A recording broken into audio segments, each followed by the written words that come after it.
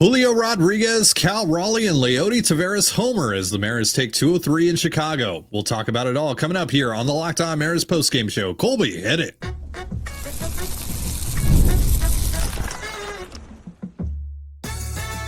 You are Locked On Mariners, your daily Seattle Mariners podcast. Part of the Locked On Podcast Network, your team every day. Ahoy, sailors. It is Wednesday, May 21st, 2025. This is Tiding Gonzalez and Colby Patnode for the Locked On Mariners postgame show, part of the Locked On Podcast Network, your team every day. This episode is brought to you by Monarch Money. Take control of your finances with Monarch Money. Use the promo code LOCKEDONMLB, that's LOCKEDON MLB at monarchmoney.com for 50% off your first year. And as always, if you want to hear from me and Colby even more and help support the show, you can check out our Patreon. All you have to do to check that out is click the link in the description of this episode. Mariners beat the White Sox 6-5 this afternoon in Chicago. Hell of a time for Leody Taveras' first home run in a Mariners uniform, I'll tell you that. He hits the game winner today. Colby, that's really nice to see from him, given how shaky the start to his Mariners career has been, right? I mean, Monday we even got asked about potentially moving on from him because it had been a rough go for him. I think heading into that episode, he had a 20 WRC plus in a Mariners uniform. I'm going to assume that's gone up quite substantially over the last 2 days. He had a double last night, went 2 for 4 today, including the game-winning home run. So that was huge, right? Yeah, I mean, you certainly needed it. You needed somebody to step up big time, and sure, why wouldn't it be Leody Taveras, who, like you said, yesterday actually had a big double that unfortunately the boys couldn't pick him up, and hit a few other, hard hit balls into the gaps over the last couple days, and so he does look like he was tracking the ball better, at least at the plate. And then it's just phenomenal timing. Like I don't know how else to put it. And it's nice to see him get paid off after putting together some actually decent at-bats over the last few days. Multi-hit day for him. So, we knew it was going to take some time, and maybe this is just a one-off. Maybe this is the only thing he does for the Mariners in his entire career, and he has to be DFA'd later on. But it does build some confidence. It should, at least for Taveras, and he's had some good at-bats the last couple of days. So I think, it's Leody. I always want to say Leonis. I combine them sometimes. Sure. But Taveras, all you're really hoping for is that he's about an average bat. So like the idea that you could turn him into Victor Robles was always silly. Like maybe, but no, like you shouldn't expect that. Hopefully over the last couple of days, he's started to make some of these changes that the Mariners think they can make with him, and he's starting to see results of that. This is not the first big hit Taveras has had as a Mariner, though. He's actually had a couple already in his Mariner tenure, and that's helped them. That's helped the Mariners win. Like Taveras has helped the Mariners win a couple of games, and that's really all you were hoping for when you claimed him. And now we'll see if this is something to build on or if this is a one-off. But either way, you needed it in the worst way possible. You're staring down the barrel of losing a series to the worst team in the American League, and you're able to shut down this game and get the big dub and somehow win the series before you head off to Houston to play your division rival, who also lost today. The Mariners now have a 3.5 game lead over the Astros and the Rangers. How about this? The Angels are closer to second place than anybody is to the Mariners right now in the American League West. That's how quickly things can swing this early in the season. And I guess that's a philosophical question we could answer maybe tomorrow. Like, is it early still? As we all know, big division leads always last. Yeah, I mean, especially late May, early June. Yeah, why wouldn't they? Yeah, totally. Yeah. That's something I'm putting a lot of stock into right now. It felt like somebody unexpected really needed to step up after the 3 games that we saw this week so far. And I mean, it was almost Donovan Solano last night. Like it's kind of funny. Yeah. We were close. And so close.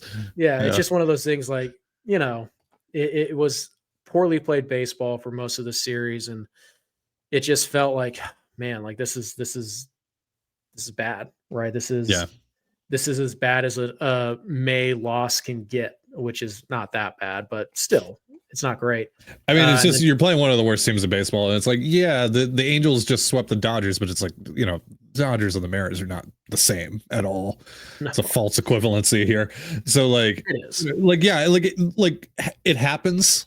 Things like this can happen. You can drop a series to any team in the game, no matter how good you are. But yeah, that would certainly sting, losing 2-3 to the small club, especially after getting shut out last night. Why can't we just have the very simple adult opinion that, like, do things like this happen? Yes. Is it okay to be annoyed by it, to be upset by it? Also, yes. Like, there's nothing wrong with being mad that you just lost a series to the White Sox. Like, there's nothing wrong with that. Okay. Sure. Because it sucks. And again, like, we talk about this all the time. We expect this to be a race right up till the end of the season. And every single win you get matters. And so when you play these bad teams, you have to win these series. And it doesn't matter that, like, oh, well, you swept the Padres, so you kind of had a bonus win. Like, no, you need to stack wins. And so the Mariners didn't need this one, but they kind of needed it. They didn't. Somebody tweeted this at me. I thought it was a really good point. It's not a must win, but they can't lose. I was actually just about to say the same thing. That's kind of wild. Yeah. So I thought that was a really good way to put it. So Leody coming up big when the Mariners needed him most is huge, and that's how these teams find a way. Even when they're not playing good ball, somebody steps up unexpectedly, and they help you deliver a victory. And they're 5-1 on the road trip. They get 4 games against the Astros, and they will not be facing Hunter Brown this weekend. So good. Quick turnaround on the vibes. Courtesy of Mr. Leody Taveras. Yeah, and like the one good thing from last night, and there weren't many, but the one good thing from last night was like you only had to use Legamina, Vargas, Spire. Is that who threw? Other than Lawrence? Yeah. But Lawrence, I feel bad for that guy. I really do. He knows the deal. I know, but that's got to be every time tough. He's pitched, he's been fine. Yeah. Well, and that's the other thing too, right? Is like he has done his job every single time out, and he just continues to get DFA'd. I mean, so I feel for the guy. I bet it's been a really tough year for him. Just in terms of all the stop and start and the moving around and all that. Like I get it comes with the territory, but still. Sure. There was a graphic on last night's ball game that just like his miles traveling like from Seattle to where he was DFA'd, back to Tacoma, back to Seattle, out to Toronto. The graphic was that he had gone about 12,000 miles in travel so far this year, which is about halfway around the earth. Yeah. So he's 37 years old, hanging on for dear life to be a professional baseball player. And he's DFA'd again. I assume he clears. You never know, but I would be shocked if this was the last we saw of Casey Lawrence this year. Oh yeah. I think he'll make at least one more appearance for the Mariners. And by the way, if he goes to another team and then is later DFA'd and claimed by the Mariners again and all that, he will be the only player in baseball history to have 4 separate stints with the Seattle Mariners.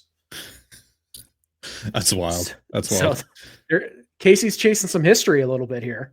They just need one more team to claim him now before they DFA him, and he can come back to Seattle and pitch for them one more time, and history will be made. But the bullpen, Lawrence 8 innings yesterday, and really it was just Spire was the only like super high leverage guy that got burned yesterday, although he didn't throw a lot of pitches, and Matt Brash didn't throw yesterday either. And so it's kind of a weird that he wasn't pitching the 8th today, but whatever. I mean, maybe something to think about later. He did get up to throw on in the first game, so I don't know. Maybe that has something to do with it, but yeah. And then today, though, you only had to use Legamina, Vargas, and Mooney. So the bullpen, I mean, first and foremost, you were able to get the game in last night. You didn't have to do a doubleheader and cover 18 innings today. But on top of that, you had to double use Legamina and Vargas, and then Mooney got used today. He didn't get used last night. Spire got used last night. He didn't get used today. So your bullpen, this was a big concern that we had that we talked about on yesterday's show. Actually, not that big of an issue going into Houston. Like you're shaped up pretty well. Yeah, you should have Munoz tomorrow. You should have Spire. You should have Brash. Again, assuming that they're all feeling good. You never know. Sometimes guys just aren't available for various reasons, but you should have all 3 of those guys and plus, Snyder and all of that. So you should be well positioned to cover any innings that George Kirby, we got that news today, can't throw. And And then by Friday, you should have Vargas and Legumina back as well. So yeah, your bullpen's in pretty good shape after these last 2 games. Really happy that you were able to at least get both of them in, because we talked about what a headache it would be to try and fit one of these 2 games into the remaining schedule. But yeah, they got them both in, and thankfully the bullpen was pretty darn good again. I know gave up the only run yesterday, but whatever, they gave up 1 freaking run. And then today, Legumina gets a little bit unlucky, a couple of dinky hits there, and that's the only run that the bullpen gives up today. So there were some positives out of this series, despite a heap of negatives. But yeah, you're well positioned to go after the Astros now, and that's huge. Mm-hmm. So we're going to talk about Logan Evans' start, and I'm also going to tell you one underrated moment in this game, kind of sneaky underrated moment that happened in this game in just a moment. But first, a reminder, this episode of the Locked On Mariners podcast is once again brought to you by Monarch Money. Ever check your bank account and wonder, where did all my money go? Between dining out, online shopping, and entertainment, it's easy to lose track. That's where Monarch Money comes in, your personal CFO giving you full visibility and control over your finances. Monarch Money isn't just a budgeting app. It's a complete financial command center. You can track all your accounts, investments, and spending in one place, so you stop just managing your money and start building wealth. Instead of juggling multiple apps, you can use Monarch to check your finances, track spending, and even plan long-term goals. Managing money with your partner is smoother than ever. You can track shared and personal accounts, set goals, and stay on the same page without the stress. Take control of your finances with Monarch Money. Use promo code LOCKEDONMLB at monarchmoney.com for 50% off your first year. That's monarchmoney.com, promo code LOCKEDONMLB for half off your first year. And you're listening to the Locked On Mariners postgame show. For instant reactions following every Mariners game, be sure to tune in to the Mariners postcast with Anderson Hurst, Christopher Crawford, available on both the Locked On Mariners YouTube and podcast feeds. They have already done their postcast for this game, so if you haven't checked that out, want to hear their opinions on this game as well on top of ours, go and check that out after you're done with us here. So before we talk about Logan Evans' start today, I wanted to quickly just acknowledge like a kind of a sneaky underrated moment in this game that eventually helped the Mariners win this game. I believe it was in the 5th inning. The White Sox brought in a lefty, Brandon Isert, and we have seen Dan get aggressive in pinch hitting relatively early in games for the handedness matchups. We've seen that a lot with Rowdy Tellez. He allowed Rowdy to actually face the lefty in that situation. Rowdy ended up striking out in that at bat, looking, but that allowed him to stay in the game. And then next turn through the lineup, he hits the leadoff double to set up the 2-run home run for Taveras. Single error. Whatever. Yeah, I mean, he got on second base. He got on second base. Yeah, right? There was a righty on the mound, and so yeah, you had Rowdy against the righty. Did they officially call that a single error? They did initially. They did. I don't know if they've changed it. They did. Yes, yeah, they did. As they it's so hard to know nowadays, like what's going to be an error and what's not. Official like, scores suck at their jobs. Can we just say that? It's really not that hard of a job. They're just kind of like letting everything go. So you never know. But yeah, single error, just to clarify there for Rowdy. But he gets on second base to kick off that inning, and then boom, a couple pitches later, speed caused the left fielder to misplay that ball. Right. And then boom, couple pitches later, Leody hits the game-winning 2-run home run. And there you have it. Yeah, the change up on the outside corner from Vassell, and Taveras gets to it, drives it. Was really nice to see. So yeah, let's talk about Logan Evans. He started this game. He gave up 1, 2, 3, 4, 5, 6, 7 hard hit balls in 6 innings pitched, 4 earned runs on 6 hits, 7 strikeouts, and a walk.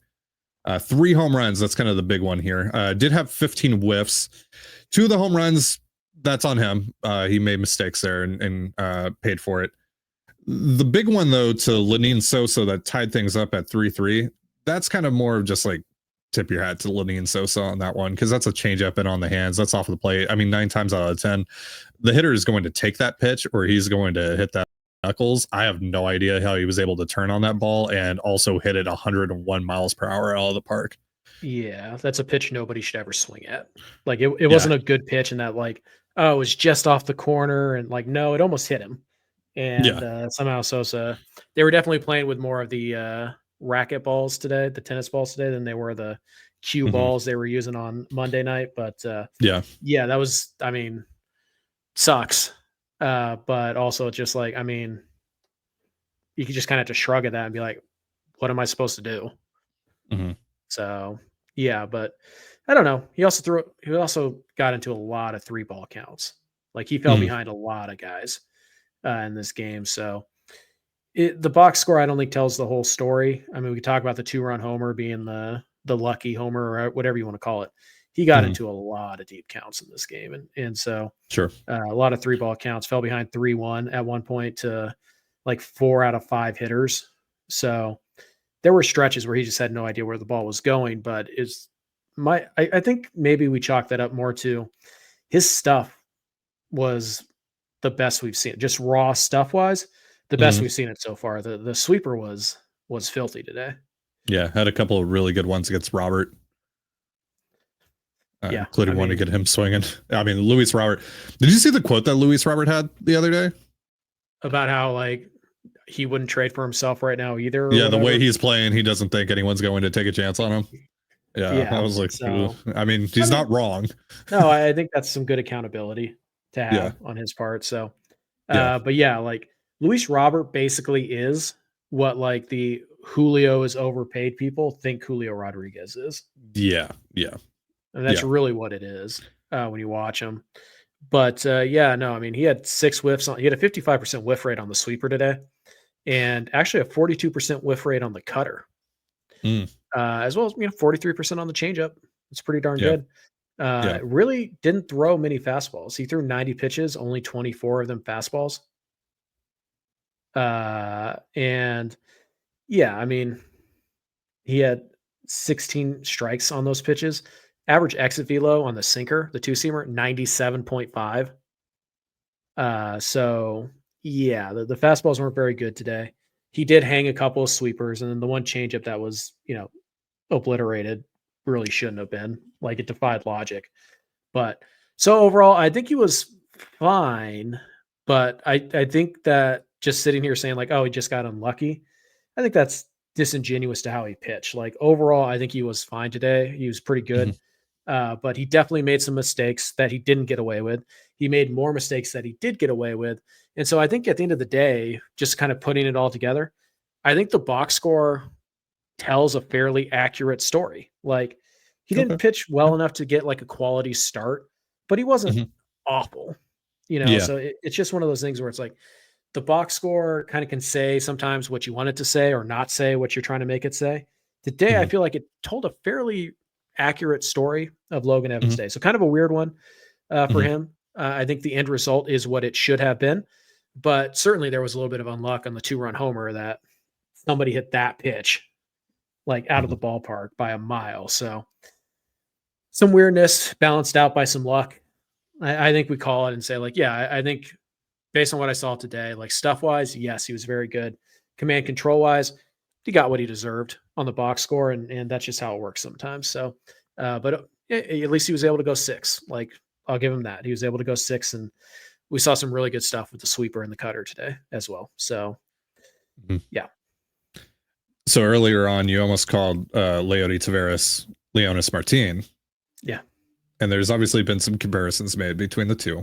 sure. Former Rangers outfielders, now Mariners Yes. outfielder. Now both have a walk-off home run against the White Sox. Yeah. Well, Well, Leody yeah. doesn't, but So that's what I was going to mention. Ben Ranieri, our good friend, just pointed out.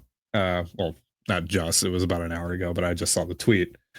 That yeah, Leonis Martin hit a walk-off home run against the White Sox a while back. One of two in what was that? 2016, 2017. 2016, the Yeah, it was Mariners, the I same believe, year that had he hit. It was the same year that he hit the walk-off against what was it, Ryan Ryan Madsen? Madsen. Yeah, Yeah, which was Madsen threw awesome. him 4 changeups in a row, That's one of and my favorite walk-offs in Mariners history, by the way. yeah, I It was remember really cool. Leonis. He like swung violently at the first 2 Uh-huh. changeups and just whiffed badly. And then I don't remember who it was. Maybe it was Scott. He looked in the dugout and he just went, or something like that. And then the next pitch, it was another changeup, and he just went down and got it. I think Yeah. Buhner was on the call that night as well. So yeah, Yeah, it was a Buhner fun was on one. the call that night. Yeah. Yeah, but it was off of Ryan Madsen. Yeah. Yeah, and then this one is this who is this? Jennings? It's a lefty for the White Sox. Yeah, and it was an 0-2 count, and he drives that ball over the right field wall. Anyway, the reason that I point this out, game-winning home run against the White Sox to make it 6-5 Mariners. So there you go. Another connection between Leody Taveras and Leonis Martin. You're listening to the Locked On Mariners podcast. So let's wrap things up here, talking a little bit more about the bullpen. Carlos Vargas and Andres Munoz held it down today. Vargas with a really nice, efficient 9-pitch inning. Got a strikeout. He's been really, really good lately, right? Yeah. I think the only mistake I remember pretty recently, and again, he hasn't been perfect, but like the big mistake I remember recently is just the Aaron Judge homer, which, you gave up a home run to Aaron Judge. Yeah, it's Aaron Judge. Who hasn't? Like, yeah, it's one of those type of things. But like, yeah, no, I think you and I have somehow given up home runs to Aaron Judge as well. Yeah, somehow. Yeah. I'd strike him out. Never seen a fastball this slow, baby. But that's right. Yeah. I mean, it would be like a Johnny Pareda. Is that the dude's name for the A's against Ohtani? Yeah. It would just be one of those situations, right? Yeah. Exactly. I'd buzz the tower first pitch though, just to set the tone. Right, of course. Yeah, of course. Yeah, I tweeted this. Like, imagine like just 2 calendar months ago, if we said not only is Carlos Vargas going to make this team, he's going to pitch in high leverage spots in 2 months, and he's actually going to be like pretty freaking good at it. Like, imagine if somebody told you that 2 months ago. You would have laughed at them. I would have laughed at them. We all would have laughed at them. And here we are. Dude's been pretty consistently good. Again, he's had a couple of hiccups. He's not perfect. He's not, he's not Munoz. He's not brash, but like he's been really good. And he's doing his job more often than not. That's all you can really ask. And he's earned it along the way, because remember his first appearance, it's just mop up duty and just eating innings, and then slowly mid leverage, and then all of a sudden, boom, high leverage. And then he just did his job over and over again. And so, a lot of people said like, oh, he made the team because Jerry's just trying to salvage anything out of the Eugenio Suarez trade. Like, oh, look, I didn't lose that trade. It's like, he knows, guys. They know that they didn't make a good trade there. He lost that trade. So give them credit for, at the very least, like sticking to their guns on this guy and being like, no, we think this guy can get big league hitters out. We think he can pitch in these type of situations. And, it's taken a full year before they trusted him enough to try it. And the fact that he was out of options, is that way into their decision to carry him? Yeah, probably.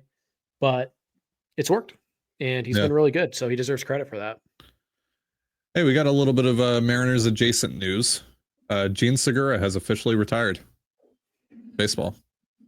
I mean, the league pretty much retired him, but like, and that happened like 3 years ago. Nope. Robert Murray just tweeted it. His agency, CAA Baseball, announced that he retired on Instagram today. So interesting dude. Yeah, very interesting dude. I loved watching him. I love watching him play. It was just apparently we didn't have to deal with him in the clubhis every day. Yeah, so not a great fit behind closed doors apparently. So yeah. No, he also unfortunately lost his son, his infant son, early in his career, and so been a turbulent career for Gene Segura, but a good one nonetheless. And, So tip my hat to Gene. Wish him best in the next chapter of his life. Yep. Both trading him and trading him away. But the Gene Segura saga worked out amazingly for the Mariners at the end of the day. But good for him. He had a very nice career. Yeah. But to get back to what we were talking about, like you said, Vargas really good lately. It's been awesome to see. And then Mooney does what he's been doing all year. Yeah, I mean, like this is like as bad as it gets for Munoz right now, and you're still like, you let one guy on, never got past second, or never got to second. Like, the 2 hard hit balls, by the way, a fly out to right field, 99 with a 49-degree launch angle. Yeah. Expected batting average on that, 10. Yeah, and then the other one, a -1 degree launch angle. Yeah, 96 mile an hour ground ball. Expected batting on that, 380. So, yeah. All right, so that's going to do it for our show. Tomorrow we'll talk about George Kirby and our expectations for how that might go and get you set for the Astros series. That'll be our last show of the week. No show on Friday. I'm going to be out of town for the weekend. For Colby Patnode, I'm Titan Gonzalez. Be sure to give us a follow on Twitter at @LO_Mariners. You can follow me at Titan Gonzalez and Colby at CPAT11. That's CPAT11. We're also on Blue Sky. You can follow me at TDG, Colby at MLB Colby, and the show at Locked On Mariners. You can also find us on Instagram and TikTok at Locked On Mariners. Have yourself a beautiful baseball day, and we'll see you next time. Peace.